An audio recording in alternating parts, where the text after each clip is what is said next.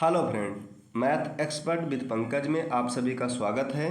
हम कर रहे हैं रसायन विज्ञान 1400 प्लस क्वेश्चन का सीरीज और यह पार्ट दूसरा है क्वेश्चन नंबर 51 से 50 तक। इससे पहले हम क्वेश्चन नंबर 1 से 50 तक कर चुके हैं। अगर वीडियो नहीं देखे हैं तो डिस्क्रिप्शन में लिंक है, वहाँ से आप देख सकते हैं या प्लेलिस्ट में आप जाकर वहाँ से देख सकते हैं।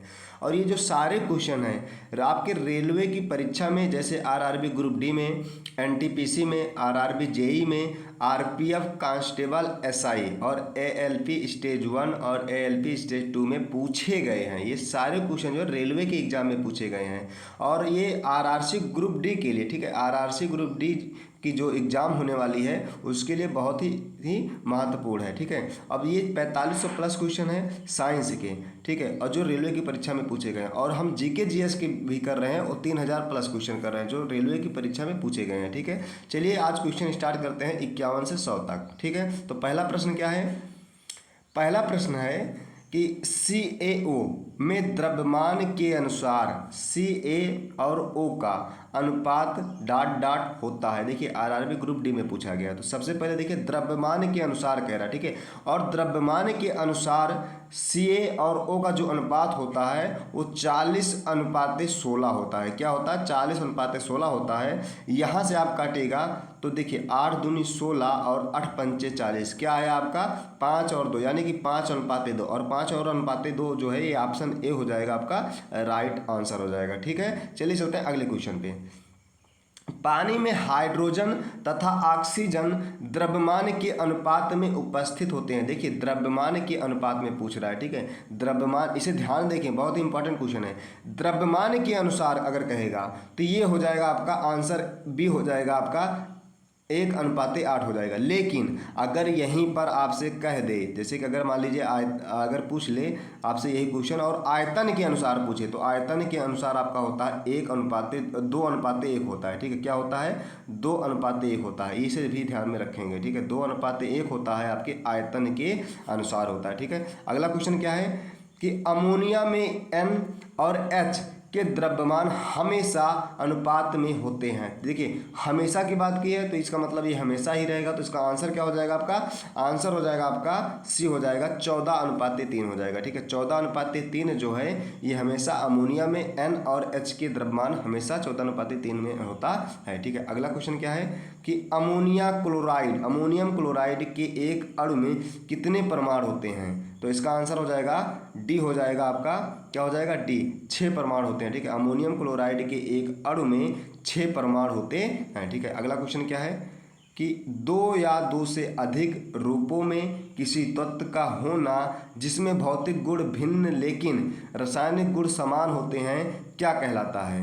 ठीक है, तो क्या कहलाता है? आपका आंसर हो जाएगा सी, अपरूपता कहलाता है। ठीक है, क्या कहलाता है? अपरूपता कहलाता है। ठीक है, अगला क्वेश्चन क्या है कि सामान्यतः परमाणु के नाभिक में होते हैं, तो क्या होते हैं? इसका आंसर क्या हो जाएगा? आंसर ए हो जाएगा। ठीक है, परमाणु के नाभिक में जो होते हैं प्रोटॉन तथा न्यूट्रॉन होते हैं। ठीक है, आरआरबी ग्रुप डी में देखिए सारे क्वेश्चन जो करेंगे वो रेलवे के एग्जाम में पूछे गए हैं। रेलवे की कोई भी परीक्षा हो, चाहे एनटीपीसी की हो, चाहे जेई की हो, चाहे जो हो, वो आपके सारे जो क्वेश्चन करेंगे वो रेलवे में पूछे गए। ठीक है, प्रोटॉन तथा न्यूट्रॉन जो है ये नाभिक में होते हैं सामान्यतः परमाणु की। ठीक है, अगला क्वेश्चन क्या है कि परमाणु के नाभिक में होते हैं, वही क्वेश्चन है रिपीटेड, क्या होते हैं? आपका आंसर डी हो जाएगा, आपका क्या? प्रोटॉन और न्यूट्रॉन। ठीक है, अगला क्वेश्चन क्या है कि डॉट डॉट पदार्थ का वह सबसे छोटा कण है जिसका स्वतंत्र अस्तित्व है। इसका आंसर क्या हो जाएगा? आंसर डी हो जाएगा, आपका अणु। ठीक है, अणु पदार्थ का वह सबसे छोटा कण अणु है जिसका स्वतंत्र अस्तित्व है। ठीक है, अगला क्वेश्चन क्या है आपका है कि डॉट डॉट विद्युतीय तटस्थ और कमजोर सूक्ष्माणु पर परस्पर प्रभाव है। तो इसका आंसर क्या हो जाएगा? आंसर ए हो जाएगा, आपका न्यूट्रिनो। ठीक है, न्यूट्रिनो विद्युतीय तटस्थ और कमजोर सूक्ष्माणु परमाणु पर परस्पर प्रभाव है। ठीक है, न्यूट्रिनो का। ठीक है, अगला क्वेश्चन क्या है कि अणु शब्द से परिचय डॉट डॉट द्वारा 1896, ठीक है, 1896 के आसपास कराया गया था। तो किसने कराया था? किस वैज्ञानिक ने कराया था? आपका आंसर हो जाएगा सी हो जाएगा। ठीक है, विल्हेम ओस्टवाल्ड। ठीक है, विल्हेम ओस्टवाल्ड ने अणु शब्द का परिचय 1896 के आसपास कराया था। ठीक है, अगला क्वेश्चन क्या है कि इलेक्ट्रॉन के समतुल्य प्रतिद्रव्य कणों को कहा जाता है। तो क्या कहा जाता है? आपका आंसर हो जाएगा डी, पॉजिट्रॉन। ठीक है, पॉजिट्रॉन। इलेक्ट्रॉन के समतुल्य प्रतिद्रव्य कणों को पॉजिट्रॉन कहा जाता है। क्या कहा जाता है? पॉजिट्रॉन कहा जाता है। ठीक है, अगला क्वेश्चन क्या है कि इलेक्ट्रॉन की खोज किसने किया था? देखिए इंपॉर्टेंट क्वेश्चन है, इलेक्ट्रॉन की खोज किसने किया था? जे थॉमसन ने किया था। ये सबको पता है कि जे थॉमसन ने इलेक्ट्रॉन की खोज की थी। ठीक है, अगला क्वेश्चन क्या है कि निम्नलिखित में से किसने इलेक्ट्रॉन की खोज की थी? वही क्वेश्चन है, देख लिए वही क्वेश्चन है, किसने की थी? जे थॉमसन ने की थी। ठीक है, जे थॉमसन ने की थी। देखिए ये भी आरआरबी ग्रुप डी में पूछा गया है और ये भी आरआरबी ग्रुप डी में पूछा गया है। ठीक है, इसलिए कहता हूं कि आरआरसी ग्रुप डी के लिए आपके लिए बहुत ही इंपॉर्टेंट है ये सारे क्वेश्चन। ठीक है, अगला क्वेश्चन है कि किसी यौगिक की सबसे छोटी संभव इकाई को क्या कहा जाता है? क्या कहा जाता है? आपका अणु कहा जाता है। आंसर क्या होगा आपका? अणु होगा। अणु, किसी यौगिक की सबसे छोटी संभव इकाई को अणु कहा जाता है। ठीक है, अगला क्वेश्चन क्या है कि अणु का गठन करने वाले परमाणुओं की संख्या को इसके डॉट डॉट के रूप में जाना जाता है। तो किसके रूप में जाना जाता है? आंसर बी हो जाएगा आपका परमाणुकता। ठीक है, क्या है आपका? आंसर बी परमाणुकता। ठीक है, अणु का गठन करने वाले परमाणुओं की संख्या को इसके परमाणुकता, ठीक है, परमाणुकता के रूप में जाना जाता है। ठीक है, अगला क्वेश्चन क्या है आपका कि अणु शब्द किसने प्रतिपादित किया था? ठीक है, इंपॉर्टेंट क्वेश्चन है, बहुत ही इंपॉर्टेंट क्वेश्चन है ये कि अणु शब्द को किसने प्रतिपादित किया था? तो किसने किया था? आपका डेमोक्रिटस ने किया था। ठीक है, आंसर बी हो जाएगा आपका डेमोक्रिटस। अणु शब्द का प्रतिपादन डेमोक्रिटस ने किया था। ठीक है, देखिए आपको लोगों को पीडीएफ जो है जरूर मिलेगा। आप लोग चैनल पे बने रहिएगा और वीडियो को लाइक और चैनल को सब्सक्राइब तो जरूर कर लीजिए, क्योंकि आरआरसी ग्रुप डी के सारे जो साइंस के क्वेश्चन हैं वो कराए जाएंगे जो रेलवे में पूछे गए हैं अभी तक। और 25 प्लस अंक आप 25 अंक का होता है, तो आप 22 प्लस अंक तो आप लेके ही आएंगे। ठीक है, 22 प्लस अंक, और आप कोशिश करेंगे, ज़्यादा मेहनत करेंगे तो आप 25 अंक भी ला सकते हैं 25 में से। ठीक है, अगला क्वेश्चन क्या है कि एक, देखिए यहाँ पे ये क्वेश्चन बड़ा था, ठीक है आपका, लेकिन इसको घबराने की बात नहीं है, आंसर भी इसका बहुत ही आसानी से आप लोग दे सकते हैं। ठीक है, एक डॉट डॉट को किसी डॉट डॉट के हिस्से या एक यौगिक के उस डॉट डॉट अंश के रूप में परिभाषित किया जा सकता है जो स्वतंत्र अस्तित्व में सक्षम है और उस तत्व के सभी गुणों को दिखाता है। ठीक है, तो इसका आंसर क्या हो जाएगा? आपका आंसर हो जाएगा ए, अणु हो जाएगा। ठीक है, अणु, तत्व और सबसे छोटा। ठीक है, एक यहाँ पे होगा आपका अणु होगा। ठीक है, क्या होगा? अणु। ठीक है, एक अणु यहाँ पे होगा आपका तत्व होगा, तत्व के हिस्से या एक यौगिक के उस, यहाँ पे सबसे छोटा, ठीक है, सबसे छोटे अंश के रूप में परिभाषित किया जा सकता है जो स्वतंत्र अस्तित्व में सक्षम है और उस तत्व के सभी गुणों को दिखाता है। ठीक है, देखिए ये आप लोगों के आरआरसी ग्रुप डी के लिए ये सारे क्वेश्चन इंपॉर्टेंट हैं। ठीक है, आप लोग इसे याद कीजिए। ठीक है, याद कर लीजिएगा और पीडीएफ तो आप लोगों को मिलेगी ही मिलेगी। ठीक है, तो चलिए अगला क्वेश्चन क्या है कि निम्नलिखित में से किन कणों से में सकारात्मक आवेश होता है? तो वह कौन सा कण है जिसमें सकारात्मक आवेश होता है? आपका आंसर बी हो जाएगा प्रोटॉन। ठीक है, प्रोटॉन के कणों में सकारात्मक आवेश होता है। ठीक है, और प्रोटॉन में क्या होता है? धनात्मक भी होता है। ठीक है, आपका अगला क्वेश्चन क्या है कि अणु का गठन करने वाले परमाणुओं की संख्या को क्या कहते हैं? ठीक है, तो क्या कहते हैं? अणु का गठन करने वाले परमाणुओं की संख्या को क्या कहते हैं? परमाणविकता कहते हैं। क्या कहते हैं? परमाणविकता कहते हैं। आंसर आपका डी हो जाएगा परमाणविकता। ठीक है, अगला क्वेश्चन क्या है कि जिन उप परमाणु कणों में सामान्य उप परमाणु कणों से विपरीत गुण होते हैं उन्हें किस नाम से जाना जाता है? तो उन्हें हम किस नाम से जानते हैं? आपका आंसर हो जाएगा डी हो जाएगा न्यूट्रिनो। ठीक है, जिन उप परमाणु कणों में सामान्य उप परमाणु कणों से विपरीत गुण होते हैं उन्हें जो है न्यूट्रिनो के नाम से जाना जाता है। क्या नाम से जाना जाता है? न्यूट्रिनो के नाम से जाना जाता है। ठीक है, अगला क्वेश्चन क्या है आपका कि किसी तत्व का परमाणु भार ज्ञात करने के लिए निम्नलिखित में से किसके साथ उस तत्व के परमाणु भार की तुलना की जा सकती है? तो किसके साथ की जा सकती है? आपका आंसर हो जाएगा सी हो जाएगा हाइड्रोजन। ठीक है, किसी तत्व का परमाणु भार ज्ञात करने के लिए और ये हाइड्रोजन के साथ उस तत्व के परमाणु भार की तुलना की जा सकती है। और हाइड्रोजन का जो परमाणु भार होता है, ठीक है, हाइड्रोजन का जो परमाणु भार होता है वो 1.008 होता है। ठीक है, 1.00 होता है। ठीक है, परमाणु भार होता है। ठीक है, अगला क्वेश्चन क्या है कि अगला क्वेश्चन है आपका कि शब्द प्रमाण को किसने खोजा। ठीक है, शब्द प्रमाण को किसने खोजा था, तो आपका आंसर हो जाएगा इसका डी हो जाएगा, डेमोक्रिटस ने खोजा था। और ये ग्रीक दार्शनिक थे। ठीक है, क्या थे ये ग्रीक दार्शनिक थे। ठीक है, ग्रीक दार्शनिक थे, डेमोक्रिटस थे, और ये शब्द प्रमाण को खोजे थे। ठीक है, अगला क्वेश्चन क्या है आपका कि न्यूट्रॉनों को छोड़कर सभी डॉट डॉट परमाणुओं में मौजूद है, तो कौन सा है आपका आंसर हो जाएगा आपका हाइड्रोजन, बी हो जाएगा आंसर हाइड्रोजन। ठीक है, हाइड्रोजन को छोड़कर न्यूट्रॉन में, देखिए न्यूट्रॉन को छोड़कर सभी हाइड्रोजन में मौजूद होते हैं। ठीक है, हाइड्रोजन में न्यूट्रॉन नहीं होता है। ठीक है, हाइड्रोजन के नाभिक में न्यूट्रॉन नहीं पाया जाता है। ठीक है, और अगला क्वेश्चन क्या हो जाएगा आपका कि न्यूट्रॉन डॉट डॉट क्या हो जाएगा, न्यूट्रॉन डॉट डॉट के अलावा सभी परमाणुओं के नाभिक में मौजूद होती हैं, वही क्वेश्चन है, बस तरीका बदला गया है। आपका क्या हो जाएगा आपका आंसर हाइड्रोजन, 74 के सी हो जाएगा आपका हाइड्रोजन हो जाएगा। ठीक है, देखिए आरआरसी में भी ऐसे ही क्वेश्चन पूछे जाएंगे। ठीक है, क्वेश्चन बदल के, क्योंकि क्वेश्चन आसमान से लेकर नहीं आएगा, इन्हीं सब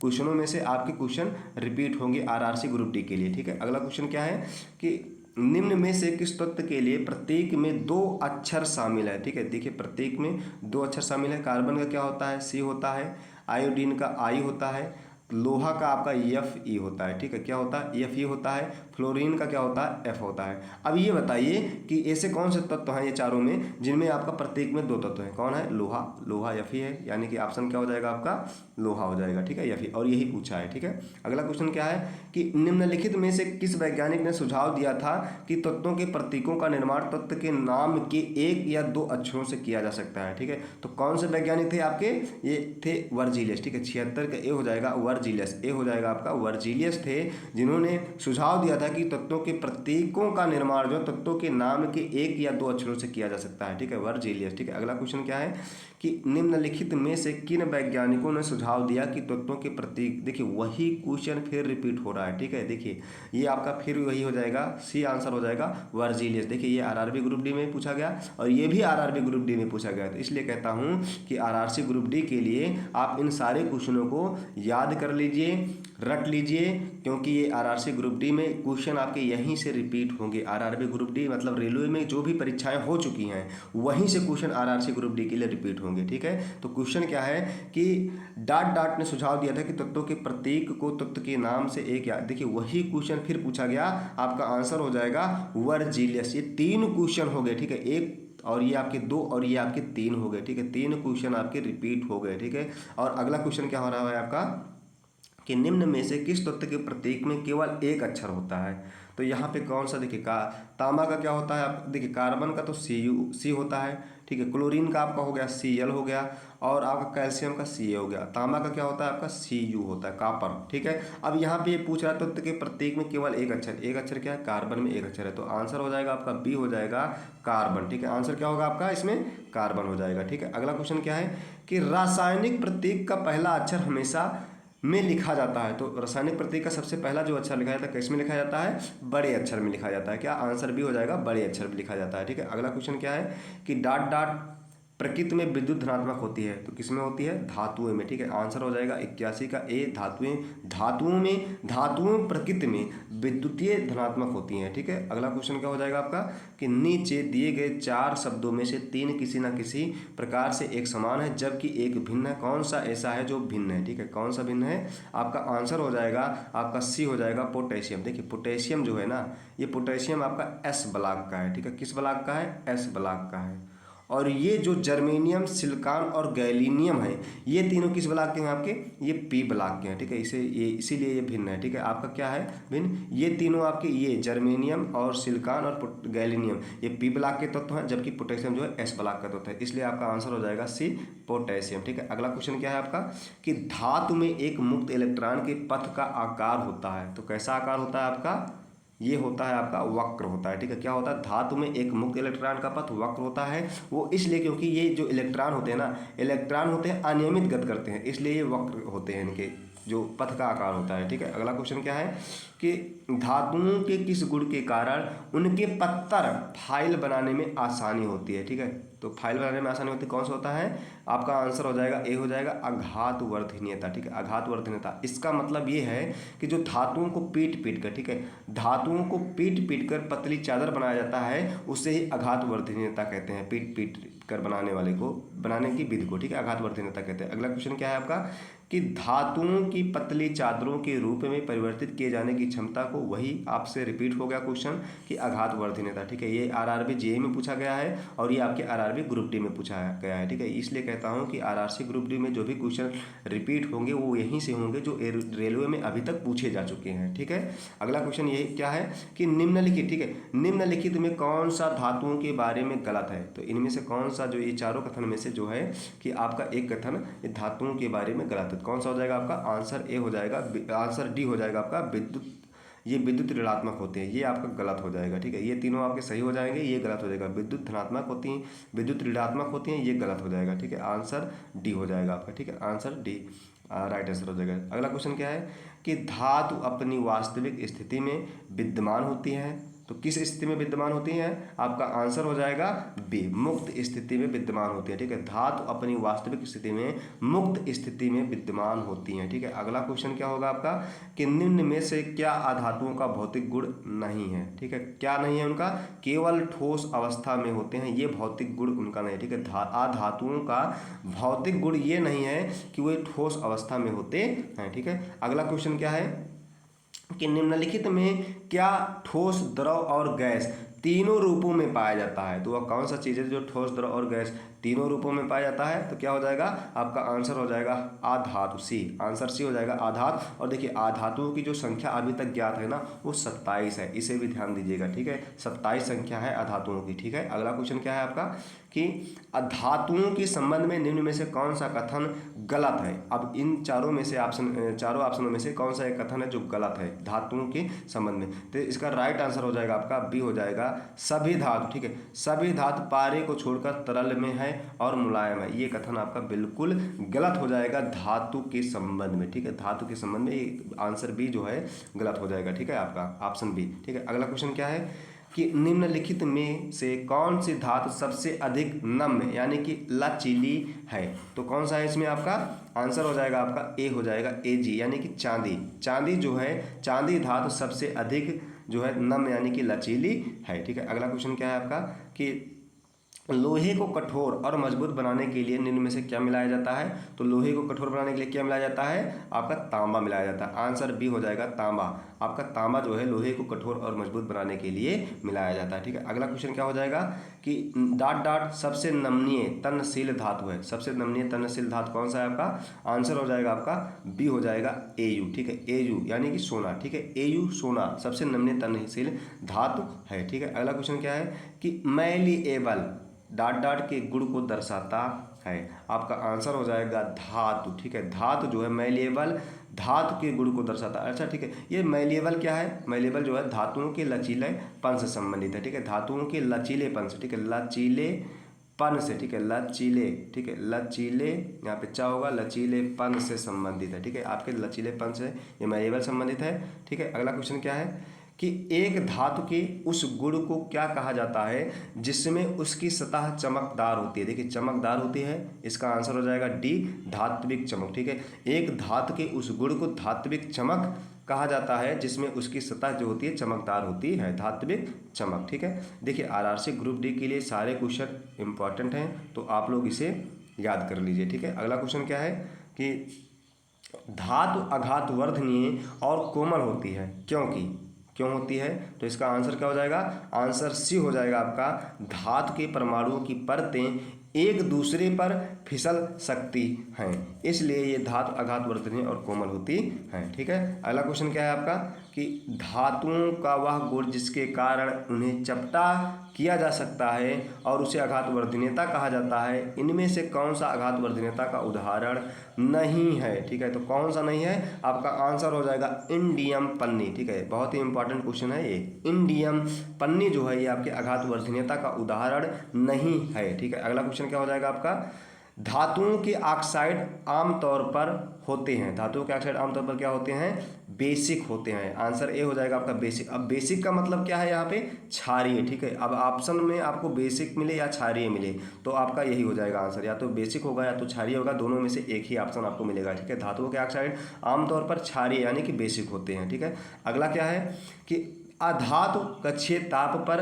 तरल होती हैं, ठीक है। अधातु कक्षीय ताप पर तरल होती है, कौन सा ऑप्शन हो जाएगा आपका, आंसर हो जाएगा आपका बी हो जाएगा, ब्रोमीन, ठीक है। ब्रोमीन अधातु कक्षीय ताप पर तरल होती हैं, ठीक है। अगला क्वेश्चन क्या है आपका, और इस पार्ट का ये लास्ट क्वेश्चन है, ठीक है। 100वां क्वेश्चन है ये, डॉट डॉट एकमात्र अधातु है जो तरल अवस्था में मौजूद है। कौन सी वह धातु है जो एकमात्र अधातु है जो तरल अवस्था में मौजूद है, आपका आंसर हो जाएगा ब्रोमीन। ब्रोमीन एक ऐसी अधातु है एकमात्र जो तरल अवस्था में मौजूद है, ठीक है। अब आज हम किए हैं 100 तक हो गया, आपका कंप्लीट हो गया। अगर आप लोग कमेंट करके बताएंगे तो डेली 100 क्वेश्चन का सेट तैयार किया जाएगा, ठीक है। और ये जो सारे क्वेश्चन होंगे ये आपके रेलवे के एग्जाम में पूछे गए हैं, जो आरआरसी ग्रुप डी, ठीक है, आरआरसी ग्रुप डी के लिए बहुत ही इंपॉर्टेंट क्वेश्चन है सारे क्वेश्चन, क्योंकि यहीं से ही क्वेश्चन आपके पूछे जाएंगे, ठीक है। चलिए, वीडियो अच्छा लगा हो तो लाइक कीजिएगा और चैनल को सब्सक्राइब जरूर कीजिएगा। मिलते हैं अगले नेक्स्ट वीडियो में, तब तक के लिए tata bye bye, thank you, जय हिंद।